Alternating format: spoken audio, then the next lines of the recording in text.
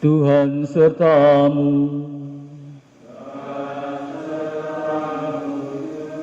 Inilah Injil Yesus Kristus menurut Santo Matius.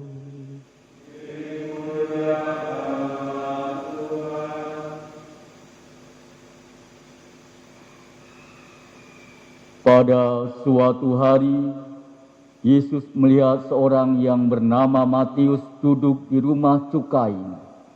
Lalu ia berkata kepadanya, "Ikutlah aku." Maka berdirilah Matius lalu mengikuti dia. Kemudian ketika Yesus makan di rumah Matius, datanglah banyak pemungut cukai dan orang berdosa dan makan bersama-sama dengan dia dan murid-muridnya. Pada waktu orang Farisi melihat hal itu, berkatalah mereka kepada murid-muridnya, "Mengapa gurumu makan bersama-sama dengan pemungut cukai dan orang berdosa?" Yesus mendengarnya dan berkata, "Bukan orang sakit yang memerlukan tabib, tetapi orang sakit. Jadi pergilah dan pelajarilah arti firman ini. Yang ku kehendaki ialah belas kasihan dan bukan persembahan. Karena aku datang bukan untuk memanggil orang benar, melainkan orang berdosa." Berbahagialah kita yang mendengarkan sabda Tuhan dan tekun melaksanakannya. Sabdamu adalah jalan, kebenaran dan hidup kami. Para suster, bapak, ibu, saudara, saudariku yang terkasih, terkadang seorang pencandu narkoba akan sulit membebaskan diri dari kebiasaannya itu jika dia selalu bersama dengan pencandu narkoba lain. Apalagi bila orang di sekitarnya itu sudah tidak peduli lagi. Demikian juga dengan para koruptor, akan semakin terjerumus jauh ke dunia korupsi bila semua sahabat-sahabatnya juga adalah orang yang senang korupsi.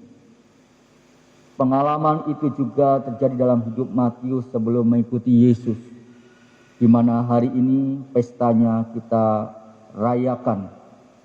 Ketika itu tentunya Matius dikenal sebagai seorang pendosa, katakan sini adalah pemungut cukai.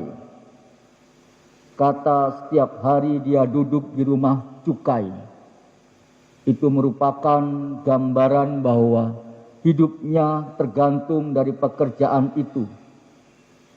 Sahabat-sahabatnya juga pemungut cukai dan juga orang berdosa. Hal ini dapat kita ketahui ketika Yesus makan bersama dia di rumahnya. Banyak orang berdosa dan pemungut cukai yang ikut makan dengannya. Ketika Yesus melihat Matius duduk di rumah cukai, Yesus berkata, "Ikutlah aku."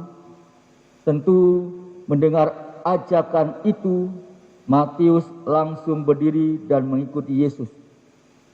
Sapaan Yesus ini tentunya langsung mendapat tanggapan yang positif dari Matius.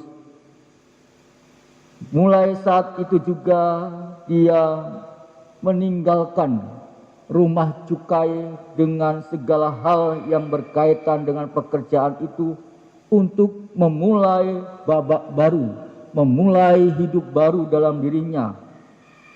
Mulai hari itu terjadilah suatu perubahan yang begitu total dalam kehidupan Matius. Namun pendosa, pemungut cukai berubah menjadi rasul dan kemudian menjadi pengarang Injil. Suatu sikap dalam hidupnya menanggapi sabda Tuhan, mengalami suatu perubahan dalam dirinya. Mungkin kita juga mempunyai kebiasaan buruk atau sedang terjerumus kepada hal namanya dosa. Hari ini tentunya Yesus datang dan menyapa kita dengan sapaan, ikutlah aku. Pertanyaannya memang, maukah kita bangkit mengikuti Yesus dan juga meninggalkan kebiasaan-kebiasaan buruk dan juga kedosaan-kedosaan kita yang seringkali hadir dalam diri kita, seringkali bahkan merongrong kehidupan kita. Dengan keteguhan, dengan kerendahan hati, seperti Matius, marilah kita juga mencontoh teladannya. Kita hadir, datang kepada Yesus dan mengikutinya. Dan kita akan mengalami suatu perubahan hidup kita bersama-sama dengan Yesus itu sendiri. Kemuliaan kepada Bapa dan Putra dan Roh Kudus,